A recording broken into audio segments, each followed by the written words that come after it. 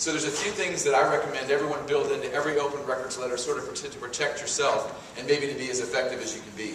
So, and they are the following things. The first thing, of course, is always put in a sentence where you request them to waive fees, just to have that on the record. But more importantly, is to include something after that which says, if you're going to charge me money, contact me before you gather the information and let me know how much you're going to charge. A couple of reasons for that. First of all, the last thing you want is to suddenly get a call from an agency where they say, we've got your stuff and it's going to be $3,000 or something, right? But more importantly than that is, you have the most negotiating power on this on the front end instead of the back end. And I've seen this time and time and time again. And I teach an investigative reporting class at Mizzou, and I have students do this, and it works for them as well. Anytime you push an agency on how much they're going to charge you, the amount they're charging you tends to drop immediately by 50% and then drop some more. Because usually they're just making a number up. You know, they want you to go away. So they tell you that, well, we can do that for you, but it's going to cost, you know, $500, $5,000, you know, $10,000. And most journalists give up at that point. Oh, well, I cannot afford that. I do not have that much money. I will go away, right? And that's what they're counting on, and that's what they're used to getting from most reporters. So we always recommend that what you should do is always say, if you're going to charge me for this, please contact me in advance. And then when they do, the key thing is to ask for a breakdown, item by item, on what they're charging and how much they're charging. They can never usually do that. And so the minute they have to actually justify the expense, the cost tends to drop by 50, 75% almost immediately. And remember that whatever state you're making the request in, it's really important to know what the law says, how much they're allowed to charge, right? You know, in just about every state, there's an amount they can charge per copy. There's an hourly fee that they're allowed to charge if they're doing, you know, computer work. And you need to know what that is and make sure they're not charging you more than that. Also, always request to get the information electronically. Always. Several reasons for this. First of all, it can save you a lot of money, right? They can't charge you copy fees if they're sending it to you as an electronic file instead of copying it on paper. Also, much quicker, because I always ask for, I'd like this information if it's available electronically, and please email it to me. What this does is it saves you copy costs, it saves delays on mail time, they can't charge you for shipping, and they have to do this, all right? The laws just about everywhere state that they have to give you information in whatever form they have it. So if they have the information electronically, and that's how you want it, they've got to give it to you that way. And really, except for certain things like police reports and some things, everything they've got is going to be electronic, right? I mean, they have computers. How many people keep their budget information, like, you know, on an abacus or a chalkboard, right? Nobody. So if they tell you they don't have it electronically, they're probably lying to you. And this is another one. If they tell you that it's data and they can't give it to you because they have some, you know, proprietary, you know, software, that's usually garbage too. You can always ask people, if they start to tell you that, tell them you want them to output a file to you as text. Almost any software in the world will output as text. And so if they say that, you know, well, it's proprietary and you can never open that file, just say, that's fine. Give it to me as a text file and you can get it. If that ever happens to you and it's data and it looks confusing, it's really easy to convert a text file into, say, a spreadsheet. And you can always email, if that ever happens and you get in trouble, if you email me or somebody at IRE, will be more than happy to help you convert that over. So in case I forget for the rest of the day, my email is mark, M-A-R-K, at ire.org. And sincerely, if you run into a problem with anything, open records requests, anything else, you should definitely get in touch, because me or Doug or somebody on our staff will be more than happy to help you.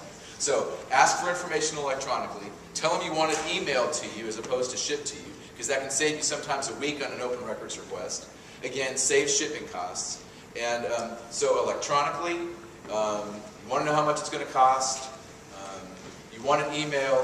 All those things are things that they have to do, really, under the law. There's no good excuse in any of these things for them not to do that.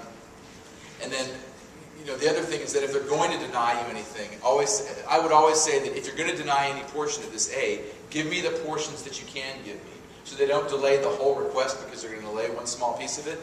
And they can't do that, but you need to sometimes spell it out. So I would always say, if some portions of this will take longer than others, please give me those portions immediately. Or if you're going to deny certain pieces of it, I'll take the parts I can have, first of all.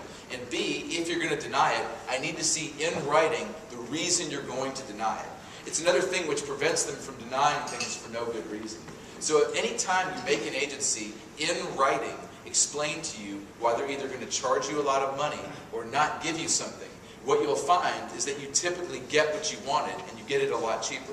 because these are things they typically can't justify, you know. The problem, as I was saying, is that in most cases, journalists are all too happy to give up really easily, and bureaucrats are used to that. They count on that. They count on you having the attention span of a gnat and deciding that if it takes more than 2 days to get it, you're going to flit on to the next thing, or you don't really mean it, or if they make it difficult, it'll go away, or if they say it's going to cost a lot of money, they'll go away. Or even if it's not in the law, if they just tell you you can't have it, it'll go away. And so the reporters, time and again, who have the most success are the ones who get the reputation, right, for not going away. If they know when you call that you mean it, and when you ask for something, you're going to see it through, eventually they quit screwing with you completely, and they just start meeting your requests. And it really works that way. At one paper where I worked on a projects team with this reporter who's one of the best reporters I've ever seen. And our school reporters couldn't get information. They covered the school district, and they couldn't get information out of the district. But this reporter, Jennifer, was sort of a bulldog, and so she just approached their legal team, worked with them at the school district for about a week, and eventually, when anybody needed open records requests from the school district, she was making the requests even though she didn't even cover the beat, because they knew that if she wasn't, they couldn't screw around with her, whereas the beat reporters too often had been too willing to go, oh, that's okay, oh, I get it, oh, it's no big deal. And you just can't do that, you know? They will push you around if they can, so you simply have to get the reputation of somebody who means business when you ask, you know? We talk at IRE about having a sort of a document and data state of mind. But the idea is this: always approach something with the idea that A, the document exists, the data exists, go in with that belief, and just as importantly, I can have it. You know, until proven otherwise, this exists and they have to give it to me. And if you have that attitude, you just take that mindset when you're approaching agencies, the results are just markedly different.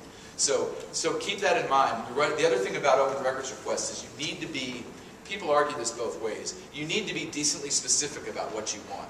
I never ever turn in an open records request without running it by somebody else, whether it was my editor, another reporter, somebody. I strongly recommend that if you've written out a letter and you think you know what you want, run it by someone and say, what do you think I'm asking for? Because too often when you know what you want, it makes sense to you.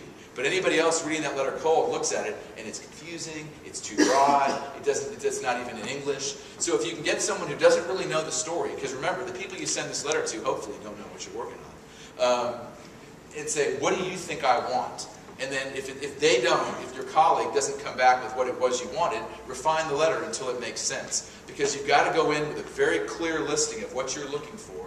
I would suggest that unless you're just fishing, that you make it pretty specific, too broad, and it gives people a million reasons to turn you down, right? It's very, very simple if you ask for the moon, for people to come back and say it's going to take a long time and cost a lot of money and we're not even really sure what you want.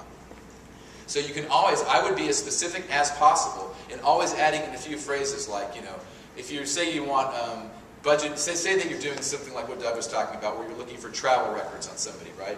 So, you know, you want to say, I'm looking for records for Mayor Horvath, and for all emails, texts, and any other correspondence. That's where you get broad, pertaining to any travel that the mayor has taken in the past, and then be, you know, 3 weeks or whatever it might be. So your request is pretty specific. I want travel records for the mayor. Where you fudge is, you know, don't use specific names of documents. You can outsmart yourself. Like, I would like the I-57 reports available on travel, because what if that's really not what they call them, or they have another report with another name?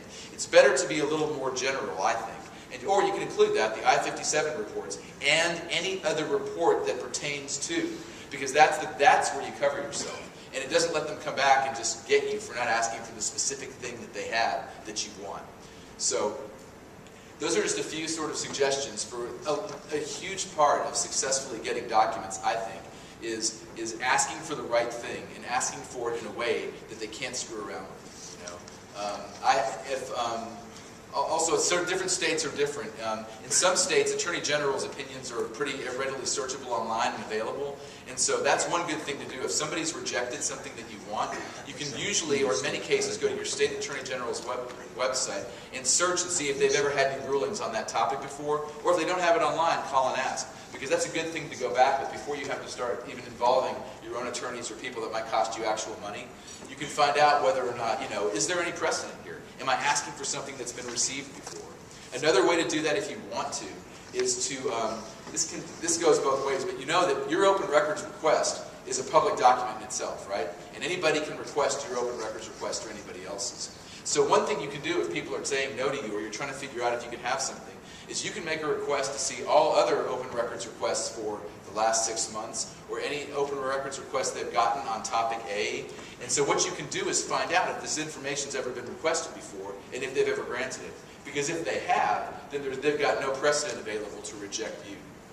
So, and also keep in mind anytime you write one of these letters that your competition or anybody else can get a hold of it if you want, if they want to. So that's so just keep that in mind if you're in a competitive situation. Those were just a few quick things that I wanted to talk about specifically on how to frame requests. I'll now turn over